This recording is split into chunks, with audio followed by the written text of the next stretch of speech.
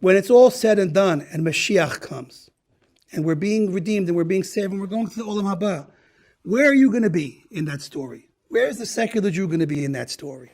If you're going to answer, look, what can I tell you? Look at the books, look at the sources.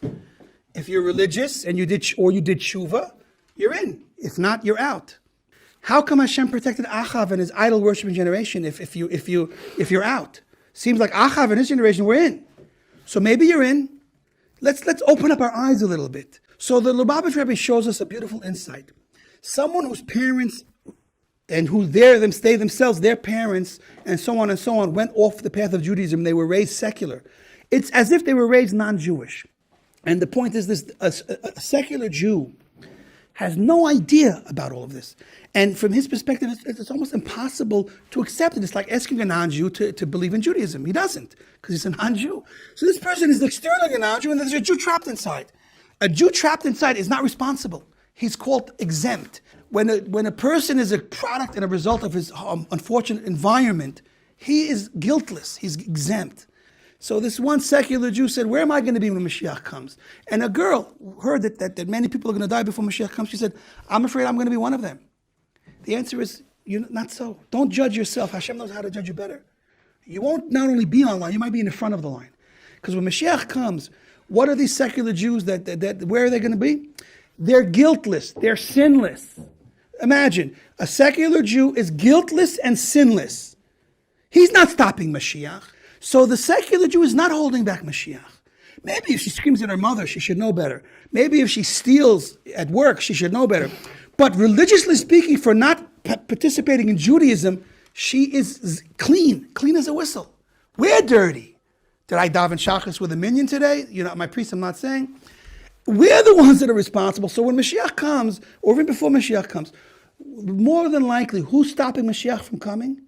It's the people that already know God and that are not doing. People that don't know God just don't know. They're exempt.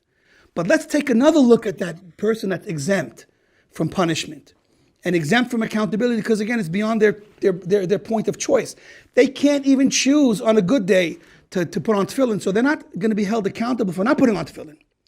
Now, on a soul level, there's a different discussion, but we're talking about on a practical level. But what does that Jew have, that estranged Jew? Let's say that college guy on campus that says, I'm wearing my Jewish star. No, it's not a mitzvah to wear a Jewish star. What mitzvah is it to wear a Jewish star? No mitzvah. In fact, you could have used that money on that ridiculous gold chain to do something with it. You could have given it to the poor. There's no mitzvah. But when he puts on that gold chain and says, I'm wearing my gold Jewish star to college, he's doing Akedas Yitzchak. He's reaching the level of Yitzchak Avinu, because he's willing to give up his safety, his comfort zone, and getting beat up and who knows what in this crazy world for Hashem. He doesn't even know why he's doing it.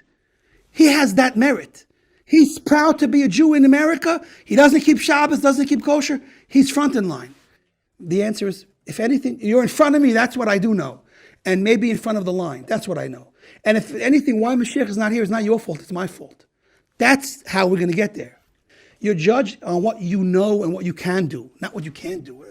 The whole point of what I'm saying is if it was beyond your ability to see the light and see the truth, you're exempt. If you could see the light and the truth and do, then you're obligated to do.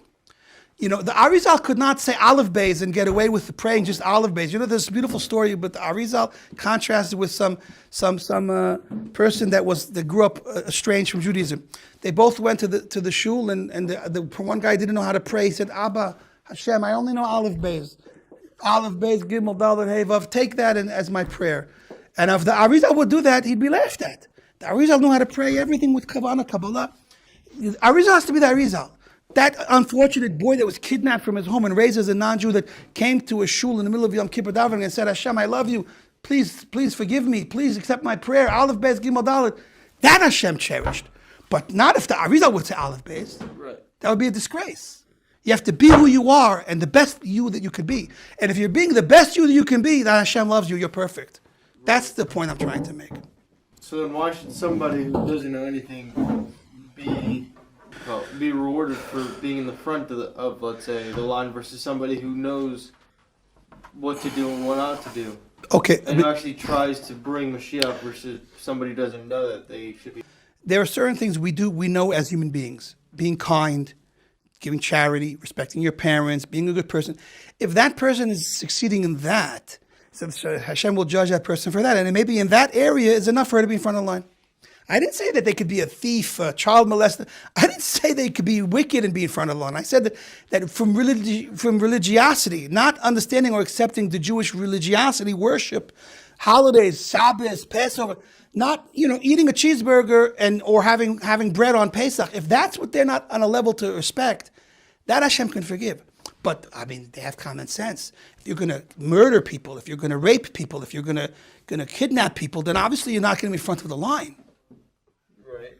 So it's a judgment of what you're able to accomplish, and on what you're able to accomplish, Hashem knows how to judge. Yeah. So it is possible then that somebody who, let's say, doesn't know much about Torah can be not in the front of the line.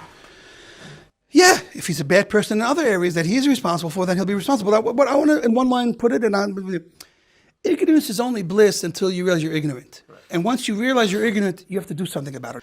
If they know, then they're responsible. If they don't know, then they can't be responsible. Right.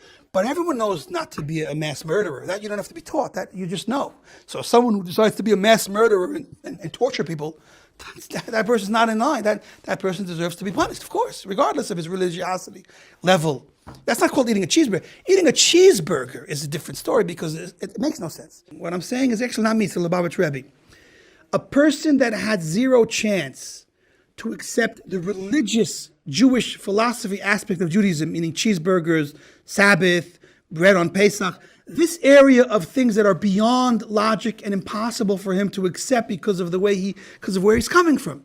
It's like a non-Jew that doesn't trust Jews and Judaism. So he's on the surface the same thing. It's his soul is buried inside. So on a practical level, he's like a non-Jew. Would I judge a non-Jew for not respecting the law of cheeseburgers? The halacha is you can't trust a non-Jew even if he says I believe it, because he doesn't really believe it. I worked as a mashkiach in a restaurant, and every one of these non-Jewish workers, because they want their job, said, listen, I respect all of your laws, and I would never go against them, of course.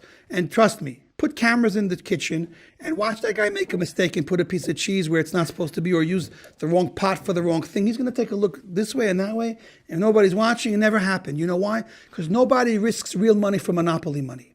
He's not going to get fired for something that he thinks is ridiculous and doesn't believe in. Because nobody would, and I wouldn't either. If I took a fish pot and used it to make a steak by mistake, and I'm going to tell the boss every time I do it, he needs to buy a new pot, and he's going to fire me and charge me for the pot, I will look the other way, because I don't believe in it. Why would I risk my real job and paying my real rent and feeding my real children for some monopoly game? I wouldn't. And to a person who doesn't believe in Judaism, it's less than monopoly. You know why? Because at least I enjoy playing Monopoly. So it's less than monopoly. So you're going to judge that secular Jew, that's father was secular and his grandfather maybe was to absolute rejected Judaism. You're going to say, how could you not? Don't you know it says in the Torah you can't mix milk and meat? It's a fairy tale for him. Oh, but in Egypt there was miracles. You don't know that hail turned to fire. Like, talk to my baby. He'll listen to you. What are you talking to me? This is nonsense. And certainly, even if we're wrong, we still have a mitzvah to don our friend l'kaf zchus. So what some people will argue with is they're Rishaim. They're Rishaim. You don't have to judge them l'kaf zchus. I'm saying they're not Rishaim. If anything, they're more righteous than you because they're a tinok shenishba. You would take a kidnapped child that was raised as a guy and call him a Russia and say, because you were raised as a Russia, I don't have to respect you. I can yell at you and I can scream at you. I can spit on you. No. So the difference I'm saying is this. They're not a Russia that I could scream at, yell at, and disrespect because they're tinok shenishba. Once they're a tinok shenishba, they're exempt from responsibility and accountability. Then they're an innocent victim that was taken advantage of. In that sense, I have to have compassion and mercy for them. That's what I'm saying. And it's theoretical. I don't have to go inside their brain and decide that they qualify. Hashem is going to decide if they qualify as a tinok shenishba. But I can assume that secular Jews today that are running around in Tel Aviv all night partying, or in Manhattan, and they're in college and they're secular and they have nothing to do with Judaism, I can don them all the kaf zchus and say they're probably a tinok shenishba, and I can treat them like one. Because at the end of the day, my treatment of them as a tinok shenishba isn't creating a halacha. Hashem will decide in the end of the day if they're in front of the line, in the middle line, back of the line. But let me tell you, at the end of the day, everyone's online. There is no Jew that's been kicked out of the line. It just doesn't exist. because one neshama is one neshama.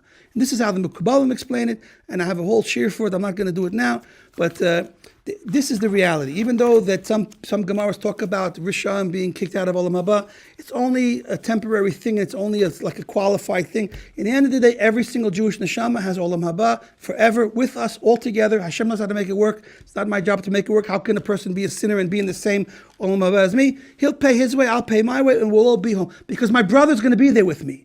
And Hashem wants all of his children there, not just some of them. That's the reality. When the Lubavitcher was wondering, do I have to have gvura, or should I just be pure love? His Rebbe told him, our way is love. That's it, pure love. The Lubavitcher Rebbe was a very nice person. You could see it. He had such beautiful eyes because he saw the beauty in us. And of course, yeah, that's what I mean by beauty. I don't mean he had beautiful eyes and like I wish I had his blue eyes. He had beautiful eyes because his eyes saw beauty. He saw the beauty in God's world and the beauty in God's children and his brothers and sisters. And what a smile he had. And what a positive way he found to encourage us. They wanted to build a shul. They said, we don't want to take a loan. We don't want to take a loan, right? A big bunch of rich people from Miami, millionaires. We want to open up a shul, but we only want to spend the money we raise. We raised the $500,000, we'll build a $500,000 shul. So the Rebbe looked at him, he's like, you have a home? Yeah, I have a home. You have a home? Yeah, I have a home. Your home has a mortgage? Of course. Your home has a mortgage? Of course. So your home has a mortgage and God's home can't have a mortgage? Of course, God's home can have a mortgage. It was a $3 million shul that they ended up building, at least at the time. Anyways, the Rebbe had an unbelievable way of bringing out the good from people through goodness, not through yelling, he knew how to look at his fellow Jew, and Hashem sent them all to him. Anyway, so the story goes like this. When he was a young student, though, I mean, a student, meaning like an avrech over in his 20s, I believe. Whatever the age was, he wasn't the Rebbe. And he wasn't even thinking about being the Rebbe, because anyone that ever becomes a Rebbe wasn't thinking of becoming a Rebbe. If you're thinking of becoming a Rebbe, then you're already disqualified, on a certain level, because that's not what Rebbes are, and that's not what Jewish leadership. Jewish leadership is actually not a program that I should join, because it means you want to be a leader, and then you're already disqualified. That's from Judaism perspective. So he wasn't trying to be the Rebbe, he was just trying to be a Jew and help his fellow Jew. And he was very nice. He used to bring, when secular Jews would come around 770, where the Chabad was located in New York, he would always come and greet them with a smile and warmth and acceptance. And he made it always pleasurable, and he was just very nice and very loving. The older Hasidim saw his behavior and actually said, you're wrong. And they criticized him and said, how could you be so nice? It's like you're telling them that they could continue sinning. You're not supposed to do that. It's wrong. You have to give them tochacha. You have to tell them that they're wrong and tell them that they have to change. So the Rebbe said, who am I? What am I? Maybe they're older than me. Maybe they know better than me. He said, I'll go ask my Rebbe. I'll go ask the Rebbe. And he went in to talk to the Rebbe, and he spoke to the Rebbe, and the Rebbe gave him an answer. As soon as he came out, the chassid he said to the people around, he said, you want to come and listen to what the Rebbe said. This is the Kiddush from our Rebbe. This is what he said. And here's the story. The Rebbe answered his question like this. He said, when parents have a child, they love that child infinitely. They love that child like, you can't love the child any more than you love the child. Your child you love, you can't love him any more than you do. All of a sudden, a second child shows up. And somehow they love that child also, infinite. As much as they can love him, they love him. That's 2 times infinite love. He says, unfortunately, it shouldn't happen, but if it does happen, comes a 3rd or 4th child, whenever it happens, a handicapped child. A child that doesn't have something. He's missing something. Doesn't function the way that everyone else works. He's not a perfect child like the other ones. So he said, the father and mother love that child even more. How can you love a child more infinitely than you love the other ones infinitely? How do you? Because their heart goes out to him or her more, because he's missing something. And because of that, there's more love, more empathy, a stronger connection.